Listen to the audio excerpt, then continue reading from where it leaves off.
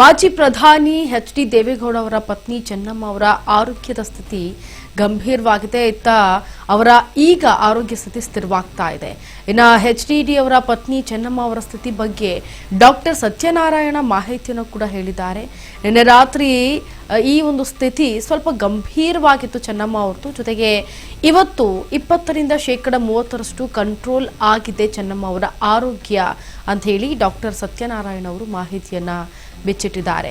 ಸದ್ಯ ಮಾಜಿ ಪ್ರಧಾನಿ ಎಚ್.ಡಿ. ದೇವೇಗೌಡ ಅವರ ಪತ್ನಿಗೆ ಅನಾರೋಗ್ಯ ಕಾಯಿಲೆ ಇದ್ದಂತಹ ಕಾರಣ, ಅನಾರೋಗ್ಯ ಆಗಿರುವಂತಹ ಕಾರಣ ಬಹಳಷ್ಟು ಉಸಿರಾಟದ ತೊಂದರೆ ಇತ್ತು, ಬಹಳಷ್ಟು ಒದ್ದಾಡ್ತಾ ಇದ್ರು ಚೆನ್ನಮ್ಮನವರು. ಆದರೆ ಈಗ ಚೆನ್ನಮ್ಮನವರ ಸ್ಥಿತಿ ಸ್ವಲ್ಪ ಸ್ಥಿರವಾಗಿದೆ ಅಂತ ಹೇಳಿ ಡಾಕ್ಟರ್ ಸತ್ಯನಾರಾಯಣ ಅವರು ಮಾಹಿತಿಯನ್ನು ನೀಡಿದ್ದಾರೆ. ಜೊತೆಗೆ ನಿನ್ನೆ ರಾತ್ರಿ ಅವರ ಸ್ಥಿತಿ ಸ್ವಲ್ಪ ಗಂಭೀರವಾಗಿತ್ತು, ಆದರೆ ಇವತ್ತಿಗೆ ಹೋಲಿಸಿಕೊಂಡ್ರೆ 20ರಿಂದ 30% ಕಂಟ್ರೋಲ್ ಆಗಿದೆ ಅವರ ಆರೋಗ್ಯದಲ್ಲಿ ಅಂತೇಳಿ ಡಾಕ್ಟರ್ ಸತ್ಯನಾರಾಯಣ ಅವರು ಮಾಹಿತಿಯನ್ನು ನೀಡಿದ್ದಾರೆ.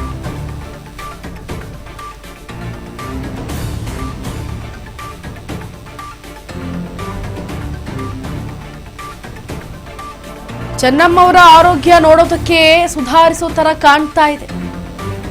ಸುಳ್ಳು ವದಂತಿ ಬೇಡ, ರಿಕವರಿ ಆಗಿ ಮನೆಗೆ ಹೋದರೆ ಸಂತೋಷ. ಕೆಲವೊಂದು ವಯೋಸಹಜ ವ್ಯಾಧಿಗಳು ಇವೆ, ಚಿಕಿತ್ಸೆಗೆ ಸ್ಪಂದನೆ ಸಿಗ್ತಾ ಇದೆ, 24 ಗಂಟೆಗಳು ಆಗಬೇಕು, ಐಸಿಯುನಲ್ಲಿಯೇ ಇದ್ದಾರೆ ಅವರು ಅಂತ ಮಾಹಿತಿ ಕೊಟ್ಟಿದ್ದಾರೆ. ಸಹಜ ಉಸಿರಾಟ, ಯಾವುದೇ ವೆಂಟಿಲೇಟರ್ ಹಾಕಿಲ್ಲ, ಜೀವಕ್ಕೆ ಸಂಕಟ ಆಗಬಾರದು, ನಿನ್ನೆಗಿಂತ ಇವತ್ತು ಪರವಾಗಿಲ್ಲ.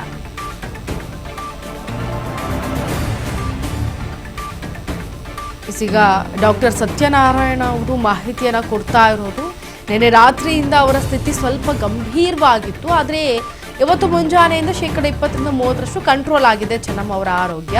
ನೋಡೋದಕ್ಕೆ ಸುಧಾರಿಸೋ ತರ ಕಾಣ್ತಾ ಇದೆ. ಜೊತೆಗೆ ಸುಳ್ಳು ವದಂತಿಗಳು ಬೇಡ, ರಿಕವರಿ ಆಗಿ ಮನೆಗೆ ಹೋದ್ರೆ ಸಂತೋಷ.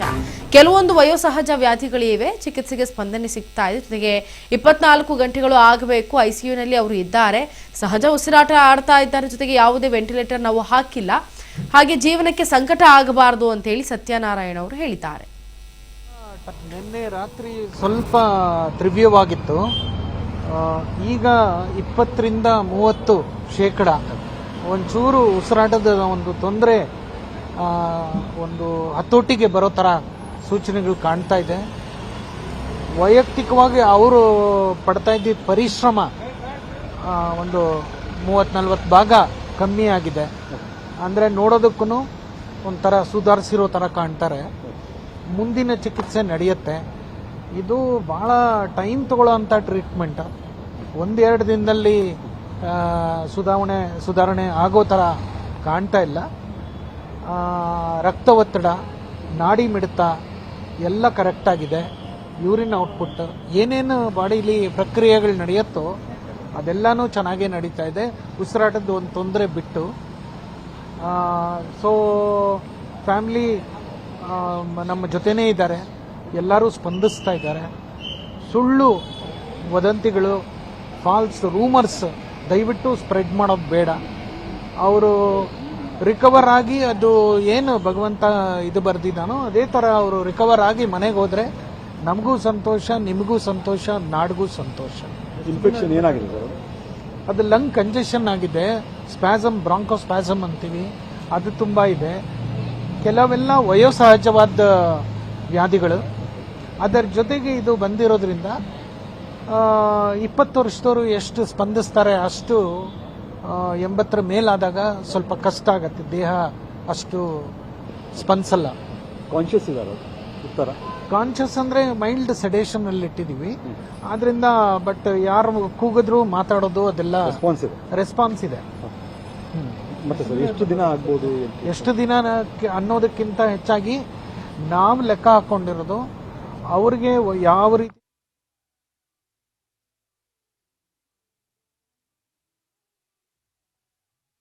ಮಾಹಿತಿಯನ್ನ ಕೊಡ್ತಾರೆ ನಮ್ಮ ಪ್ರತಿನಿಧಿ ಅಜಯ್ ಕೂಡ.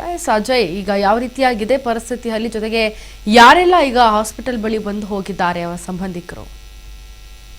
ಖಂಡಿತ, ಅಂದ್ರೆ ಇಲ್ಲಿ ದೇವೇಗೌಡ ಅವರ ಪತ್ನಿಯಾಗಿರುವಂತಹ ಚೆನ್ನಮ್ಮಗೆ ಉಸಿರಾಟದ ತೊಂದರೆ ಹಾಗೂ ವಯೋಸಹಜ ಕಾಯಿಲೆಯಿಂದ ಹೇಳಿ ಕಳೆದ 3 ದಿನಗಳಿಂದ ಕೂಡ ಮಣಿಪಾಲ್ ಆಸ್ಪತ್ರೆಯಲ್ಲಿ ಚಿಕಿತ್ಸೆಯನ್ನ ಪಡಿತಾ ಇದ್ರೆ. ಇಲ್ಲಿ ನೆನೆಯೂ ಕೂಡ ದೇವೇಗೌಡರು ಕೂಡ ಭೇಟಿಯನ್ನ ಮಾಡಿದ್ರು, ಅವರ ಮಗ ಕುಮಾರಸ್ವಾಮಿ ಸೇರಿದಂತೆ ರೇವಣ್ಣವರು ಕೂಡ ಭೇಟಿಯನ್ನ ಮಾಡಿದ್ರು. ಆ ಒಂದು ಸಂದರ್ಭದಲ್ಲಿ ಕೂಡ ದೇವೇಗೌಡರು ಕೂಡ ಸಾಕಷ್ಟು ಕಣ್ಣೀರಿನಲ್ಲಿ ಮಾತನಾಡ್ತಾ ಇದ್ರು. ಅದೇ ರೀತಿಯಾಗಿ ಕುಮಾರಸ್ವಾಮಿ ಅವರು ಕೂಡ ಕಳೆದ 25 ವರ್ಷಗಳ ಹಿಂದೆ ನಮ್ಮ ತಾಯಿಗೆ ಆಸಿಡ್ ಅಟ್ಯಾಕ್ ಆಗಿತ್ತು, ಆಗ್ಲೂ ಕೂಡ ಬದುಕೋದೇ ಡೌಟ್ ಅನ್ನೋ ರೀತಿಯಲ್ಲಿ ಇದ್ರು. ಆದ್ರೂ ಕೂಡ ಒಂದು ಸಂದರ್ಭದಲ್ಲಿ ಮನೆಯಲ್ಲಿರುವಂತ ದೇವರಾಗಿರ್ಬೋದು, ಜೊತೆಗೆ ಚಾಮುಂಡೇಶ್ವರಿ ಭಕ್ತಿ ಆಗಿರುವಂತ ನನ್ನ ತಾಯಿನ ದೇವರು ಬದುಕಿಸಿ ಕಳಿಸಿದ್ರು. ಅದೇ ರೀತಿಯಾಗಿ ಈ ಬಾರಿಯೂ ಕೂಡ ಅವ್ರು ಹುಷಾರಾಗಿ ಬರ್ತಾರೆ ಅನ್ನುವಂತ ಆಶಯ ಇದೆ ಅಂತ ಕೂಡ ಹೇಳ್ತಾನೆ ಇದ್ರು.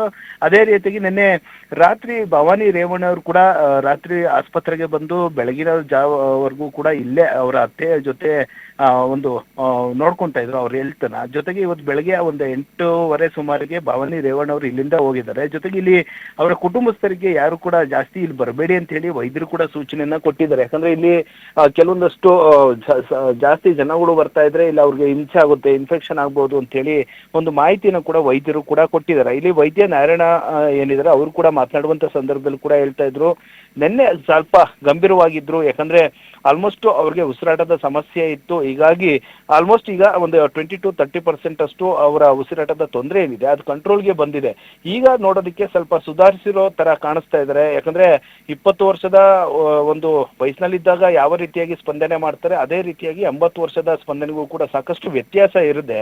ಜೊತೆಗೆ ಫ್ಯಾಮಿಲಿ ಜೊತೆಗೂ ಕೂಡ ನಾವು ಮಾತನಾಡಿದೀವಿ. ದೇವೇಗೌಡರು ಕೂಡ ಅವರ ಫ್ಯಾಮಿಲಿ ಕೂಡ ಇದೇ ಹೇಳ್ತಾ ಇದ್ದಾರೆ, ಅಂದ್ರೆ ನಿಮ್ಮ ಕೆಲಸ ಏನಿದೆ ಅದನ್ನ ಮಾಡಿ ಅಂತ ಹೇಳಿದರೆ. ಹೀಗಾಗಿ ಆರೋಗ್ಯದಲ್ಲಿ ಸ್ವಲ್ಪ ಮಟ್ಟದ ಸುಧಾರಣೆ ಕಾಣ್ತಿರೋ ಈಗ ಗೊತ್ತಾಗ್ತಾ ಇದೆ. ಆದ್ರೆ 24 ಅವರ್ಸ್ಗಳು ಕಲಿಬೇಕು.